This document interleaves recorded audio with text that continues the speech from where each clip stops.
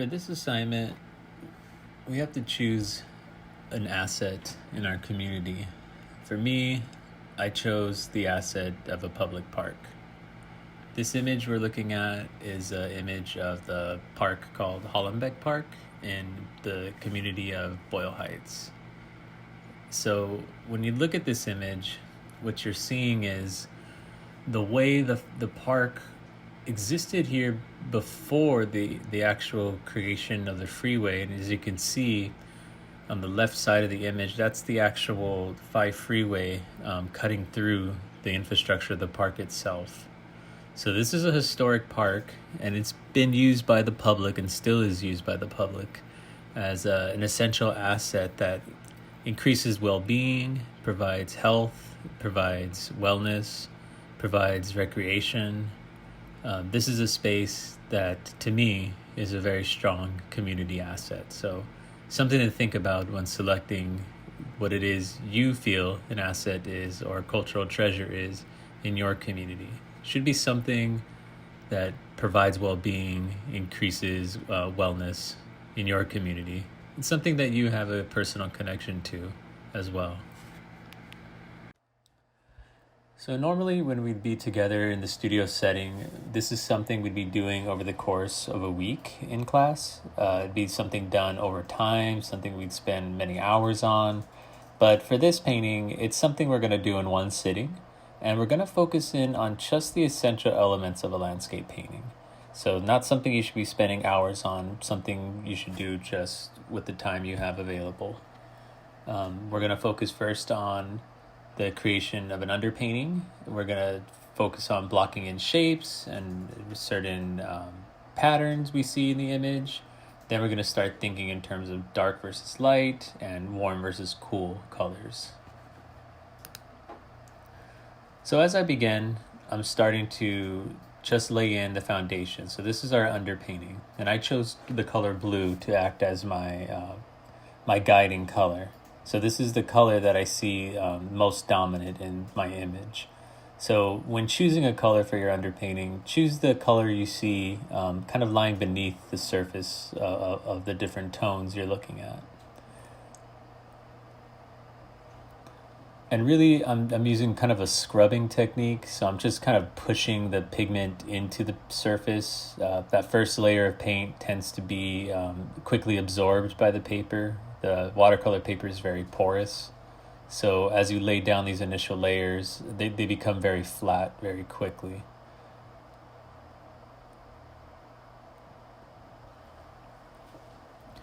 You then, once you've blocked in enough with a darker color and cooler color, you want to then start to put in washes of the lighter tones you see in your image and the warmer colors. So these are all just very thin washes with lots of water, very little pigment. And painting's really a layering process. It's something that the initial layer you lay down won't be exactly visible by the end of the painting.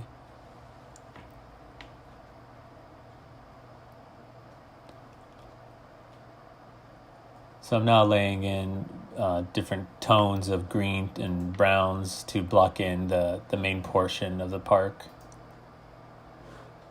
I'm focusing right now on the separation of objects. Not so much details yet, just still blocking in the main colors I see.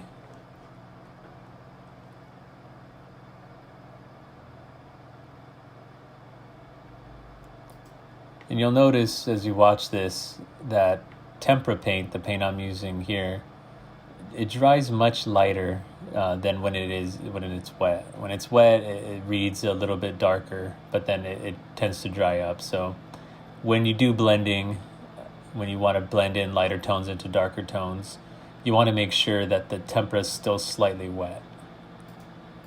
So you can reapply paint to the same area, blend in lighter tones as you need.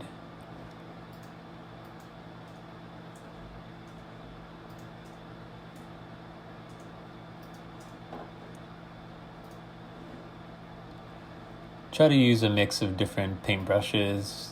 I typically dedicate one paintbrush to a certain tone or a certain color.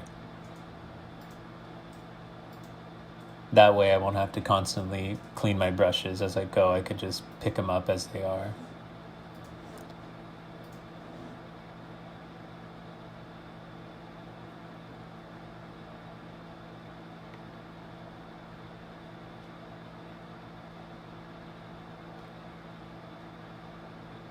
So now I'm going back in using the bristles of the brush to create certain details and textures.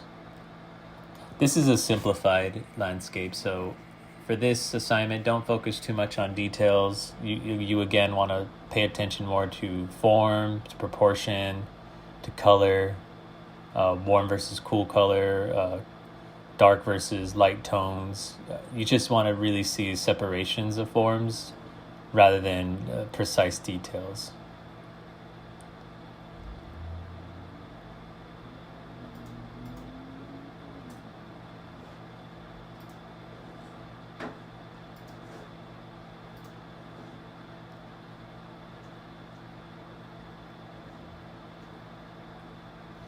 And again, it's important to note that to do blendings of different colors, you have to lay the paint down while the initial layer is still wet. So here I'm laying down a layer of brown, then I add blues and some yellows, all while the paint is still wet.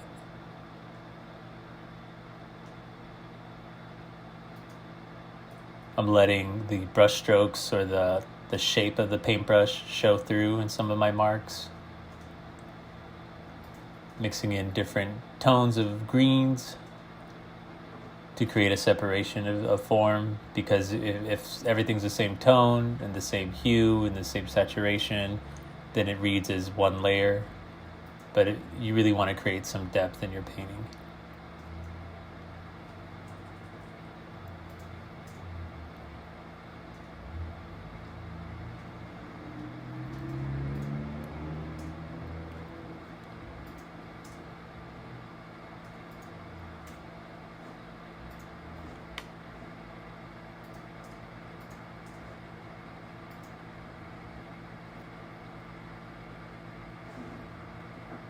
Lay down some initial layers, and then I add in some white paint on top while the paint is still wet, so I can get some nice blending effects, can get a range of different values.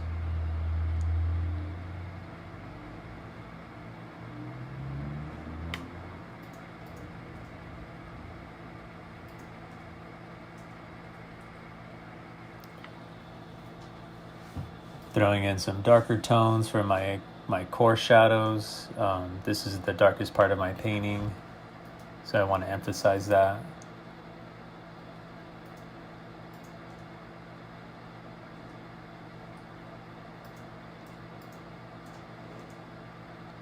Lay down a nice layer of dark neutral tones, adding in white to create some rock shapes. Again, when you want to do blending of different tones, make sure that the paint is still wet.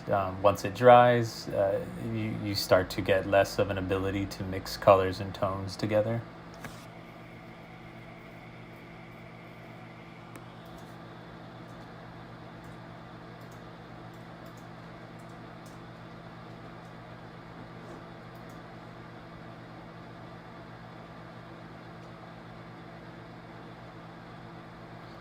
Still using kind of a scrubbing technique, laying the paint down in thicker layers now. And where my light tones meet my dark tones, I eventually want to blend those together. So you can see as the paint is still wet, you can really get these nice effects of blending.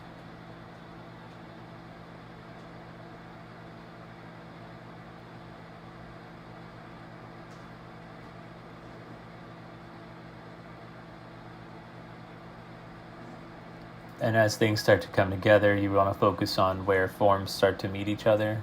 Make sure that you're addressing every section of the image.